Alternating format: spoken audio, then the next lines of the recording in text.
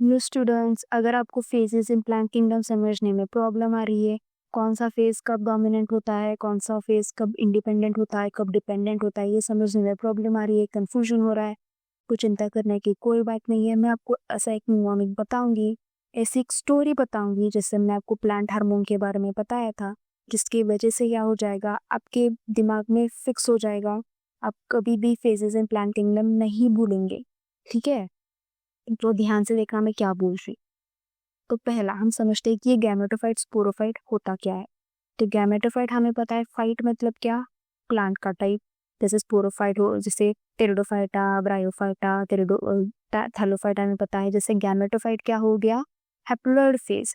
Haploid phase होता है plants में, जो क्या करता है, गैमेट्स फॉर्म करता है। वो गैमेटोफाइट है तो क्या फॉर्म करेगा, गैमेट्स फॉर्म करेगा बाय मियोसिस। यहाँ पे उल्टा है, हमें पता होता है कि हमारी बॉडी में गैमेट्स कैसे फॉर्म होते हैं, बाय मियोसिस, लेकिन प्लांट उल्टा करते हैं। वो क्या करते हैं, produce gametes by mitosis. Sporophyte क्या करते हैं, डिप्लॉयड फेज होता है, प्रोड्यूस स्पोर्स बाय मियोसिस। इतना आपको पता होगा। मैं आपको बता दूं कि आपको याद कैसे रखना है। हाँ, मैं आपको एक स्टोरी बताने वाली हूँ, ध्यान से सुनिए। तो इस स्टोरी में आप खुद हैं, ये स्टोरी है आपके बारे में और आपकी मम्मी के बारे में। ठीक है, तो स्पोर यानी कि सम, यानी कि आप, आप खुद, और गैमेटोफाइट मतलब आपकी मम्मी या मॉम। ठीक है, तो आप देखो कि जब आप छोटे थे, जब आप 6 मंथ्स के वगैरह थे, 6 मंथ्स के आप थे, आपको शायद याद भी नहीं होगा, लेकिन तब आप क्या थे, कंप्लीटली डिपेंडेंट कहाँ थे, अपनी मम्मी के ऊपर डिपेंडेंट थे। यानी कि आपको हमेशा मम्मी ही लगती थी, आपका सब कुछ आपकी मम्मी थी। ठीक है, फिर आप उसके बाद हो गए 1 से 2 साल के, बड़े हो गए आप थोड़े से, तब भी आप क्या थे, तभी आप तो मम्मी से चिपक के बैठते थे, है ना।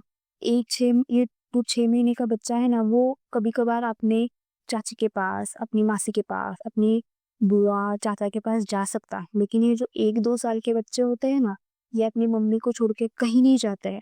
इन्हें पता होता है कि इनकी मम्मी ही इनका सब कुछ है, ये आपको छोड़ के कहीं नहीं जाने देंगे। अगर आपने आपके घर में बच्चे देखे हो तो आपको पता होगा, 6 महीने में वो आपके पास आ जाएंगे, लेकिन 1 या 2 साल में वो आपके पास नहीं आते हैं। वो ज्यादा से ज्यादा अपनी मम्मी के पास रहते हैं। ठीक है, तो ये दो तो फेमस हो गए आपके। अब थोड़ा सा हम क्या करते हैं और आगे बढ़ते हैं। जब आप 7th स्टैंडर्ड में थे, 7th स्टैंडर्ड हो गया या 8th स्टैंडर्ड में आप थे, तब याद करो, तब आप शायद एक दिन बिना मम्मी के रह सकते, है ना। फॉर एग्जाम्पल, अगर आपकी मम्मी किसी फंक्शन में चली गई, आपकी मम्मी किसी त्योहार में चली गई, मम्मी बोल रही कि देखो, इन्हें तुम्हारे लिए खाना बनाया हुआ है, तुम्हारे सारे कपड़े रख दिए हैं, मैं जा रही हूँ, मुझे तंग मत करना, एक दिन रह लेना। तो आप रह लोगे, मतलब एक दिन के ऊपर हम ऑब्वियसली नहीं रह सकते हैं, लेकिन उतना हम ज्यादा से ज्यादा कम से कम एक दिन तो रह सकते हो मम्मी के बिना। ठीक है, उसके बाद आते हैं आपका अडल्ट लाइफ, मतलब अब आपकी लाइफ। अभी भी आप उसी इसी फेज में हो, लेकिन आप जब इससे थोड़ा सा आगे जाओगे, जब आप खुद कमाने लगोगे, है ना, हम्म जब आप अडल्ट हो जाओगे, तब आपकी मम्मी क्या हो जाएगी, ऑब्वियसली ओल्ड हो जाएगी, और आपकी मम्मी को क्या लगेगा, आपकी जरूरत पड़ेगी। यानी जो तुम्हारी उन्होंने इस सालों में किया है, अभी आपको क्या करना पड़ेगा, उनकी वही सेवा करनी पड़ेगी। तो आपको यही याद रखना है। कैसे, मैं आपको बताती हूँ। ठीक है, ये जो थाइलोफाइटा है ना, ये आपका एज है 0 to 6 मंथ्स का,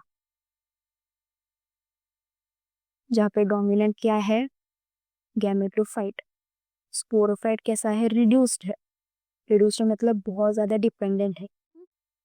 उसके बाद आता है ब्रायोफाइटा। ब्रायोफाइटा मतलब आपका कौन सी एज हो गई आपकी, 1 to 2 ईयर। तभी क्या है, गैमेटोफाइट, यानी कि आपकी मम्मी डोमिनेंट है। उसके बाद आप कैसे उन पे डिपेंडेंट है फॉर न्यूट्रिशन, ऑब्वियसली उन पे आपको डिपेंडेंट है। और यहाँ पे आप क्या कहते हो, जैसे गैमेटोफाइट पे स्पोरोफाइट लगा रहता है, अगर आपने ब्रायोफाइटा पढ़ा होगा तो ये कभी भी अलग नहीं होते हैं। गैमेटोफाइट स्पोरोफाइट कभी अलग नहीं होते, ये एक साथ चिपके हुए होते ब्रायोफाइटा स्टेज में। ठीक है, टेरिडोफाइटा की जो स्टेज है वो आपकी कौन सी स्टेज है, 7th to 8th स्टैंडर्ड आपकी अब की स्टेज है। स्टिल जब आप खुद कमाने नहीं लग जाते हो तब तक। 7th 8th स्टैंडर्ड जब आप क्या है, स्पोरोफाइट डोमिनेंट है, gametophyte is independent but short lived. अब आप यहाँ पे क्या करते हो, अपनी मम्मी के बिना तो रहना सीख लेते हो, यानी कि आप 1-2 दिन, अगर आपकी मम्मी उनके मायके चली गई हो, कहीं और चली गई हो, तो आप 1 या 2 दिन रह सकते हो उनके बिना। फंक्शंस है, ये है, वो है, ज़्यादा दिन नहीं, लेकिन रह सकते हो। उसके बाद ये जिम्नोस्पर्म एंड एंजियोस्पर्म कब है, आपकी अडल्ट लाइफ है, यानी आप अभी अडल्ट हो गए हो, खुद मैच्योर हो गए हो, अपने पैरों पे खड़े हो गए हो, अब आपको पैसा कमाना आता है, ख्याल रखना आता है, पर आपकी मम्मी क्या हो गई है, थोड़ी सी थक गई है, एज हो गई है, तो अभी आपको क्या करना है, इनका ख्याल रखना है। डिपेंडेंट ऑन स्पोरोफाइट, याद आ गया, कंप्लीटली डिपेंडेंट ऑन स्पोरोफाइट। तो आपको कैसे याद रखना है, थाइलोफाइटा, यानी कि आपका 0 to 6 मंथ तक का एज, जब आप क्या हो, जब डोमिनेंट को नहीं, गैमेटोफाइट आप कैसे याद रख सकते हो, गीता। क्योंकि मेरे चैनल का भी नाम है तो मैंने लग दिया है गीता। स्पोरोफाइट कैसे करोगे, सन। अगर आपकी मम्मी का कोइंसिडेंटली जी से ही नाम है तो मुझे कमेंट सेक्शन में बताना ज़रूर, अगर ऐसा है तो आप वो भी लिख सकते हो। आपके लिए बहुत आसान हो जाएगा। ऐसे आप क्या याद रखोगे, सन। जब सन 0 to 6 मंथ्स का होता है, अब बोलोगे कि डॉक्टर क्यों नहीं, यहाँ पे सन मैंने क्यों लिखा है, स्पोरोफाइट के लिए सन लिखा है, ठीक है। तो आप भी लिख सकते हो, अगर ऐसे अगर आपके मदर टंग में डॉटर के ही है तो आप वो भी कर सकते हो। थैलोफाइटा 0 to 6 मंथ, जब सन की एज थी, आपकी एज थी, तो आप कहते कंप्लीटली डोमिनेंट थे किस पे, अपनी मम्मी पे। ब्रायोफाइटा आपकी एज 1 to 2 years की, 1 to 2 years की हो चुकी है, पर आप कंप्लीटली डिपेंडेंट किस पे है, अपनी मम्मी पे ही है। क्यों, क्योंकि न्यूट्रिशन आपकी मम्मी ही दे रही है, और आप क्या है, चिपके हैं, यानी कि गैमेटोफाइट स्पोरोफाइट एक जगह पे है, खुद से अलग नहीं होते हैं। टेरिडोफाइटा 7th-8th स्टैंडर्ड में है आप क्या कर सकते हैं, आप मम्मी के बिना रह सकते हैं। आप नानी के घर चले गए, मामा के घर चले गए, मम्मी को छोड़ के, तो आप उनके बिना रह सकते हैं। ऐसा नहीं है कि आपको जितना यहाँ पे जरूरत थी उतना यहाँ पे जरूरत नहीं है, आप ख्याल खुद का रख सकते हैं। फिर आता है जिम्नोस्पर्म एंजियोस्पर्म, जब आप अडल्ट हो गए हैं, यानी आप खुद का ख्याल खुद रख सकते हैं। पर अब क्या हुआ है, आप आपकी मम्मी जो है, जो गीता है, वो क्या है, थोड़ी सी थक गई है, थोड़ा सा, मतलब उन्होंने इतना सब कुछ किया आपके लिए, वो खुद थक गई है, और वो क्या है, अभी आप पे डिपेंडेंट है। अगर आप ऐसे याद रखोगे तो आपको, मैं आपको गारंटी दूँ कि आप भूल ही नहीं सकते। आपको कैसे याद रखना है, थैलोफाइटा में डोमिनेंट कौन है, मदर कौन है, गीता। थाइलोफाइटा ब्रायोफाइटा में कौन डोमिनेंट है, गीता। तो गीता दोनों में डोमिनेंट है। टेरिडोफाइटा में स्पोरोफाइट भी डोमिनेंट होता है, गैमेटोफाइट इंडिपेंडेंट होता है, लेकिन शॉर्ट लिव्ड होता है। तो कैसे याद रखना है, यहाँ पे आप गैमेटोफाइट आप डोमिनेंट लिख सकते हो, यहाँ पे स्पोरोफाइट भी डोमिनेंट है, यहाँ पे गैमेटोफाइट भी है।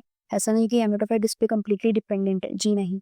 ये कब होगा, जब जिम्नोस्पर्म में होगा। जिम्नोस्पर्म में अब सन क्या हुआ है, अब अडल्ट हो गया है, तो गैमेटोफाइट को क्या कर सकता है, संभाल सकता है। गैमेटोफाइट उस पे डिपेंडेंट रहेगा। इस छोटी सी स्टोरी से मैंने आपको ये समझा दिया है कि आपको फेजेस ऑफ प्लांट किंगडम कैसे याद रखने हैं। ऐसे ही मैंने एक स्टोरी बनाई है किसके ऊपर, नर्व इम्पल्स के ऊपर और प्लांट हार्मोन्स के ऊपर भी, तो आप उसे देख सकते हैं, और आपकी जो भी डाउट्स है वो आप क्लियर कर सकते हैं।